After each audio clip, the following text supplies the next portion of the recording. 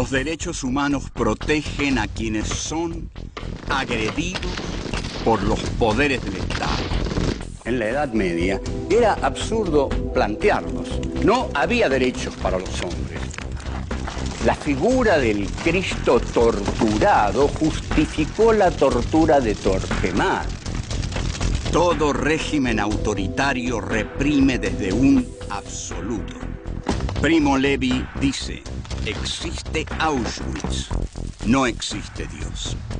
Dios ignoraba la ESMA, las matanzas en Vietnam.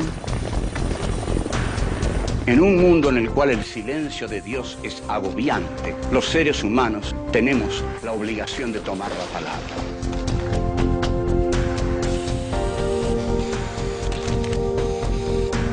Filosofía aquí y ahora 5.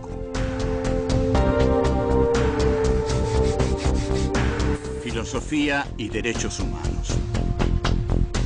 Encuentro 9. Las revoluciones socialistas en el siglo XX. 1. La Revolución Francesa y el terror. 2. La revolución y la autoridad. 3. Proletariado, conciencia de clase y vanguardia. 4. La dictadura de lo uno. 1. La Revolución Francesa y el terror.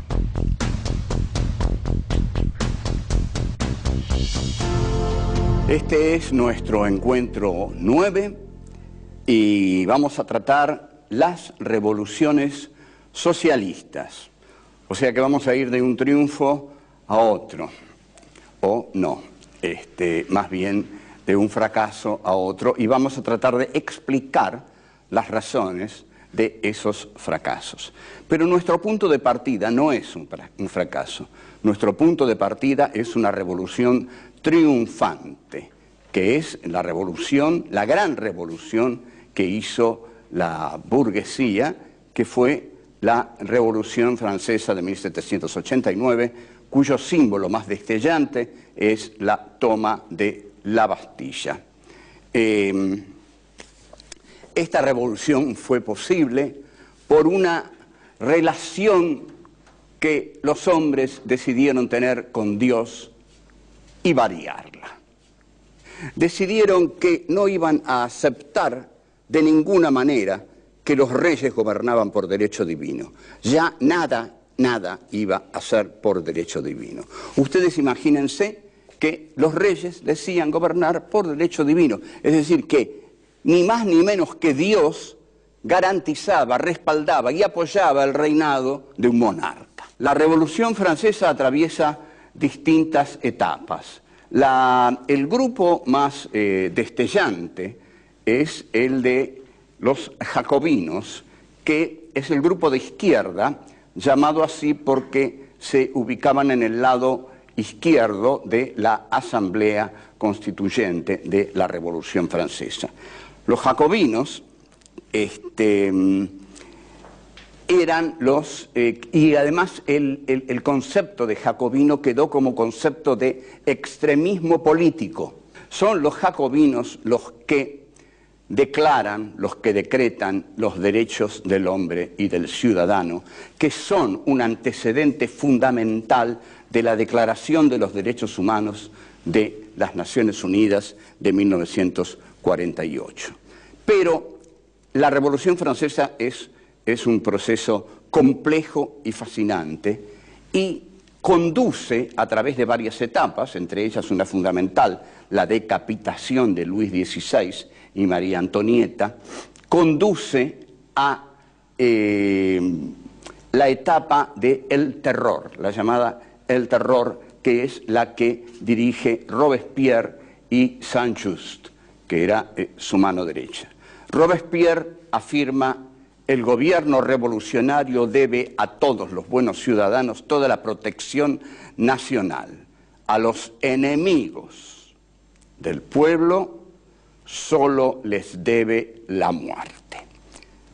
Esto es una revolución que divide el campo en amigo y enemigo, por supuesto, como lo dice tan habitualmente el politólogo Carl Schmitt, muy seguido actualmente por los politólogos que quieren estar de moda, porque el politólogo cuando quiere estar de moda se entera que otros politólogos, y sobre todo en Europa, están leyendo a Carl Schmitt y todos dicen, hay que leer a Carl Schmitt, ¿leíste a Carl Schmitt? Bueno, Carl Schmitt dice esto, que la sociedad cuando se divide en amigos y enemigos produce frases como la de Robespierre, la revolución a los enemigos solo les debe la muerte. Ahora bien, la justicia revolucionaria y los derechos humanos. La justicia revolucionaria no se plantea el derecho, la cuestión de los derechos humanos. La justicia revolucionaria se considera a sí misma incuestionable, absoluta. El revolucionario, y sobre todo el revolucionario iluminista y racionalista de la Revolución Francesa, considera que él no solo tiene razón, sino que es la razón misma, la encarnación de la razón. Al ser la encarnación de la razón, los demás son seres irracionales y así les va a ir, porque es la razón la que debe gobernar. Seguimos. 2. La revolución y la autoridad. El tema de la revolución y la autoridad, en realidad es casi absurdo discutirlo. Una revolución tiene que ser autoritaria. Tradicionalmente, tal como las revoluciones han sido, una revolución se hace para sacar a un partido del poder y para poner a otro. El que lo sacó del poder al otro no lo va a respetar, sino que lo va a perseguir, los va a encarcelar. Es así como se veía la idea de revolución. Hemos ido cambiando y la idea de revolución dejó de verse, porque no está en ninguna parte actualmente. Desdichadamente la idea de revolución no existe, porque la revolución siempre consistió en cambiar la totalidad, y el mundo de hoy está muy fragmentado, entonces es muy difícil cambiar la totalidad. Además, la globalización está manejada por el imperio, así que habría que hacer la revolución contra el imperio, derrocar al imperio para llamar a algo así revolución.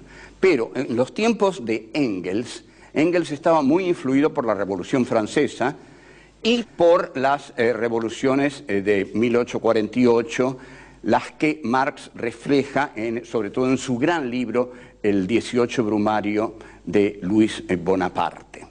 El texto de Engels es de 1872 y se llama De la autoridad. La autoridad, dice Engels, que es un texto de discusión, está discutiendo con algunos a los cuales él va a terminar llamando reaccionarios. La autoridad, define Engels, es la imposición de una voluntad a otros y la subordinación de estos otros a la voluntad reinante. Esta es la institución de un poder. Un poder se instituye y triunfa cuando puede dominar a los otros y someterlos a su autoridad. ¿Se puede prescindir de la autoridad? Pregunta Engels a los antiautoritarios, porque está discutiendo con gente que dice, bueno, está mal ser autoritario, porque siempre hay que escuchar las razones de los otros, pero Engels dice, una revolución tiene que ser autoritaria. Entonces, les pregunta a sus buenos y demócratas interlocutores, ¿ustedes nunca han visto una revolución? Una revolución es la cosa más autoritaria que existe, y si no es autoritaria, no es una revolución. Entonces, Engels dice, la revolución es el acto, y observen cómo aquí, para Engels, el modelo de revolución es la Revolución Francesa. La revolución es el acto por medio del cual una parte de la población impone su voluntad a la otra por medio de fusiles, bayonetas y cañones, medios autoritarios si los hay. Cuando dice fusiles, bayonetas y cañones, se está refiriendo a la Revolución Francesa. Entonces, Engels dice, para mantener el dominio por medio del terror que sus armas inspiran a los reaccionarios. Para Engels, en este texto, todo está muy simple, todo es muy simple, es decir, o muy complejo. Se trata de hacer una revolución y una revolución tiene que tomar el poder. Cuando toma el poder, tiene que reprimir a los que sacó del poder. Para reprimirlos necesita medios autoritarios. Los medios autoritarios son medios violentos, bayonetas, cañones, fusiles, tales como se emplearon en la Revolución Francesa. Esos son medios autoritarios. Una revolución, si no quiere caer al día siguiente, tiene que aplicar estos métodos. O sea, que en el corpus teórico marxista la violencia es fundamental. De aquí que el marxismo se lleve muy mal con la idea de democracia. De aquí que todos los marxismos del siglo XX no hayan sido en absoluto democráticos, porque están desde el comienzo negando la idea de la democracia, porque conciben a la revolución como el sofocamiento de aquellos a quienes han derrocado. O sea que los derechos humanos aquí no están contemplados, al menos no están contemplados los derechos humanos de aquellos a quienes la revolución ha derrotado. La revolución, al derrotar a quienes ha querido sacar del poder, debe silenciarlos por medio del terror. Esto dice Engels en su texto de la autoridad, y creo que es un texto absolutamente claro. Al ser absolutamente claro, nosotros lo agradecemos, y la posición de Engels es esa, y es la posición del marxismo, y es también la causa fundamental por la cual los marxismos del siglo XX terminaron todos en dictaduras más o menos feroces. Seguimos. 3. Proletariado, conciencia de clase y vanguardia. El pasaje necesario, inevitable, que tenemos que hacer entonces, es el pasaje a la Revolución Rusa, a ocuparnos entonces de la Revolución Rusa. La Revolución Rusa está definida para nosotros a partir de su etapa leninista. Lenin es el que encabeza la revolución en Rusia. Ahora, Lenin tiene una formación marxista que le dice que la revolución se hace con el proletariado industrial. El problema que tiene Lenin, que es el que tuvo aquí Mariano Moreno, al no tener una burguesía jacobina que respaldara sus proyectos jacobinos, carecía de la clase social que lo sostuviera, Moreno. El mismo problema tiene Lenin. O sea, para hacer una revolución marxista, lo que Marx, su lectura aplicada del Capital, le enseña es que una revolución marxista se hace con el proletariado industrial como vanguardia, pero como vanguardia popular, como vanguardia masiva. Lenin no lo tiene, no tiene proletariado industrial en esa Rusia atrasada, en la Rusia que recién sale del zarismo, de la guerra, y lo que tiene es un campesinado. Entonces escribe el qué hacer, donde va a tratar justamente de responder a esta dramática pregunta. ¿Qué hacer? Me falta un proletariado industrial. ¿Qué hago? Bien, él tiene algunas ideas que llevaron a puntos muy equivocados. Lenin resuelve que la etapa burguesa no es necesario atravesarlo, porque ustedes observen, si Lenin tiene que esperar a que surja un proletariado industrial, tiene que esperar a que exista en Rusia un largo desarrollo de la etapa burguesa, y no puede esperar al largo desarrollo de la etapa burguesa, más aún cuando Lenin está convencido que bajo la burguesía el proletariado se aburguesa a través del tradeunionismo, a través de los sindicatos, que los sindicatos tienen la misión de incorporar a la clase trabajadora al sistema capitalista. Entonces no confía en el desarrollo de la burguesía. Hay que eliminar la etapa burguesa. ¿Cómo se elimina la etapa burguesa? Desde las ideas, desde la vanguardia iluminada que tiene la teoría de la historia. Hay que darle a las masas la conciencia de clases, pero la conciencia de clases se la tiene que dar la vanguardia. La vanguardia conoce las leyes de la historia y con ese trabajo profundo sobre las masas, es decir, bajando la línea revolucionaria a las masas, es como las masas no necesitan atravesar la etapa burguesa para llegar a tener una conciencia socialista. A ver, voy a repasar esto porque es difícil. Lenin dice, yo no tengo un proletariado industrial. Para tenerlo tengo que esperar el desarrollo de toda una etapa burguesa. Elimino la etapa burguesa y sobre este enorme campesinado que tengo en Rusia, dejo caer la doctrina revolucionaria marxista. Y esa doctrina revolucionaria, cuando cae en las masas, produce una revolución, lleva a esas masas a la ideología socialista. Para eso hace falta una ideología de vanguardia y una vanguardia ideológica.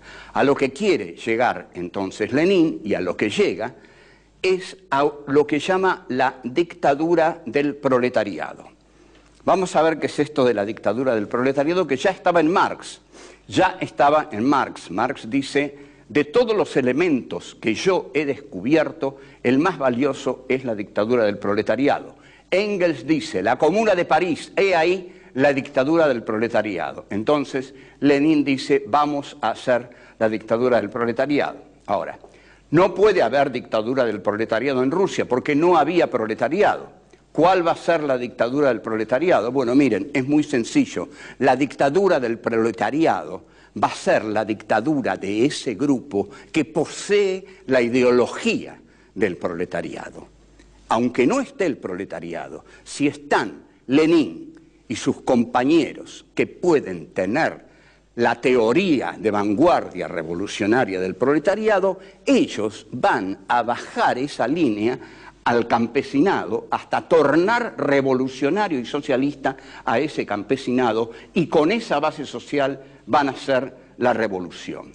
Lo que ocurre aquí es que ya empieza a darse un verticalismo muy peligroso. El verticalismo es que la vanguardia está por encima del pueblo, del campesinado, y ha decidido bajar al pueblo la línea revolucionaria, porque la línea revolucionaria la conoce la vanguardia, y la vanguardia la conoce porque dice conocer las leyes de la historia. El primer problema que enfrenta la vanguardia es que la historia no tiene leyes. Volvemos.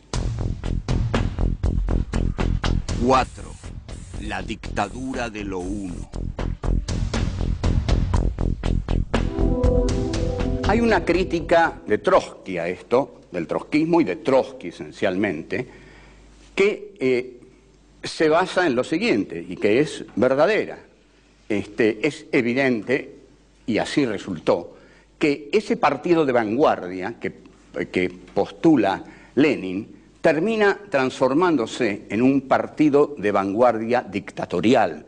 Si el partido de vanguardia tiene que bajarle a las masas la ideología se transforma en una ideología dictatorial elaborada por el partido de vanguardia. Entonces, el comité central sustituye después al partido y, finalmente, un dictador sustituye al comité central. Esto es lo que va a decir Trotsky con gran sentido común. Trotsky lo que va a postular es una revolución permanente y esto está bien, digamos, para cualquier revolución e incluso para cualquier proceso político. La revolución permanente o la revisión permanente de sus postulados políticos esenciales, iniciales, es fundamental. No hay grupo político que pueda mantenerse si no revisa constantemente los puntos básicos desde los cuales partió.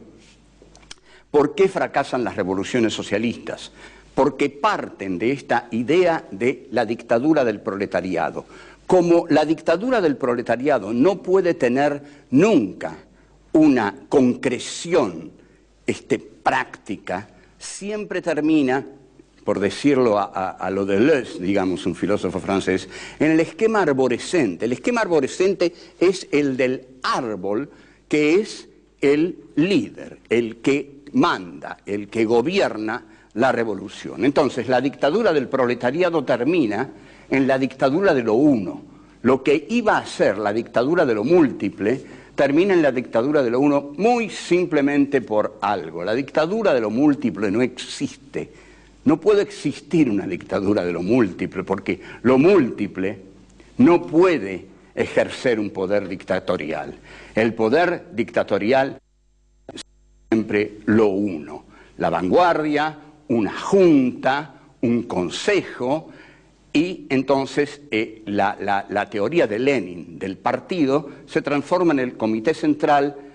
La vanguardia, la teoría marxista, se transforma en el dogma en el cual todos tienen que creer y que el que no cree es fusilado, y finalmente surge de todo esto la figura de Joseph Stalin.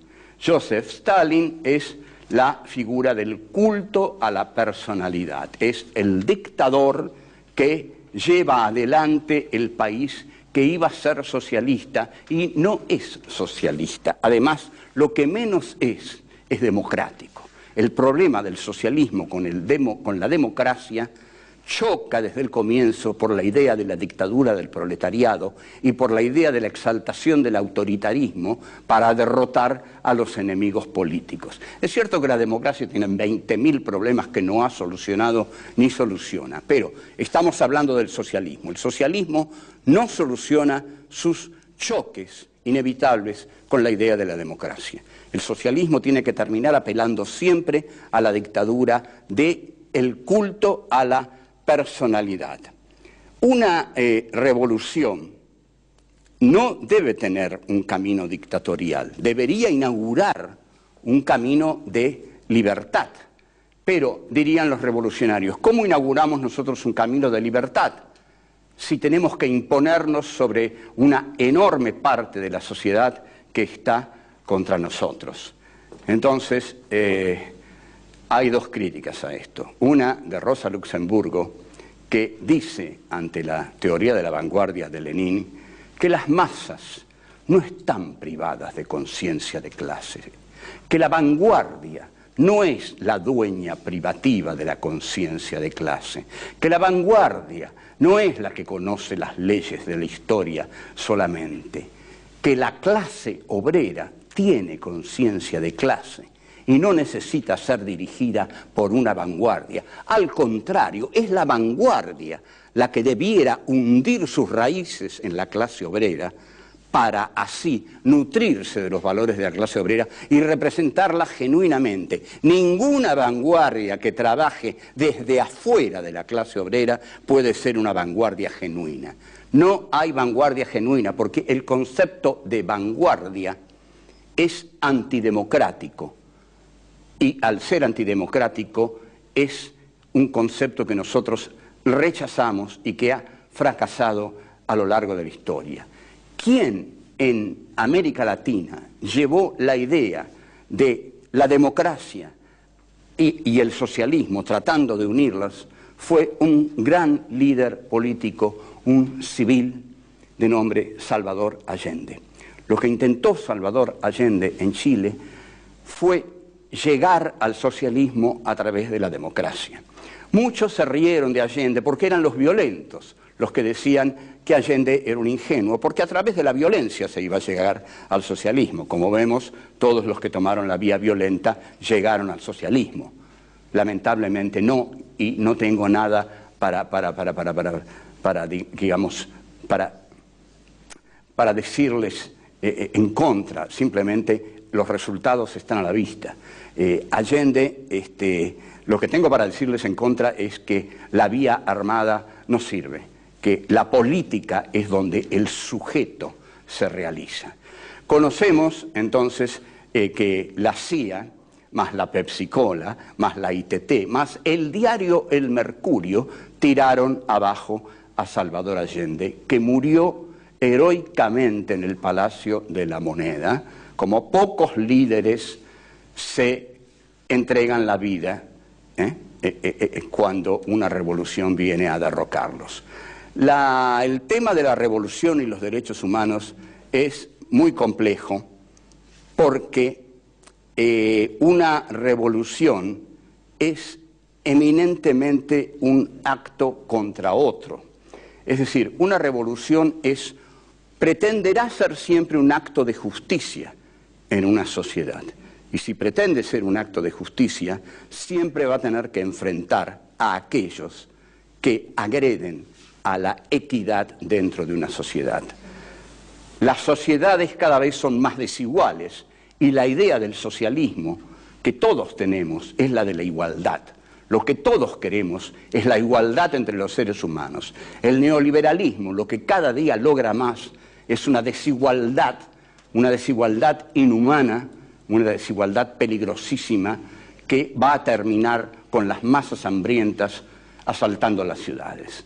Entonces, los derechos humanos aquí consisten en luchar por la igualdad entre los hombres. Y esa es nuestra concepción de la democracia. La igualdad entre todos y cada uno de los seres humanos. Chao, hasta luego.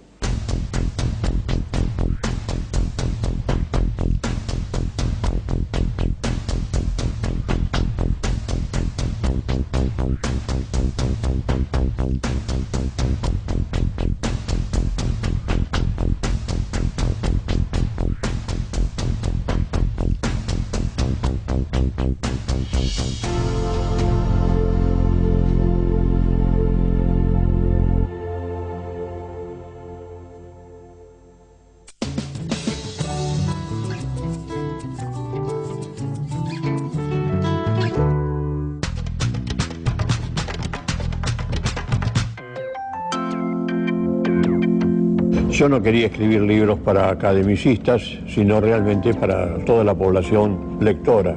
Severino y Giovanni. Yo escribí ese libro para llamarles la atención. Ojo, como uno de los mejores se perdió en la violencia. Me eligieron primero secretario general adjunto y al mes pasé a ser secretario general. Y tuve esa experiencia de lo que es el gremialismo. Tengo los mejores recuerdos de toda esa época.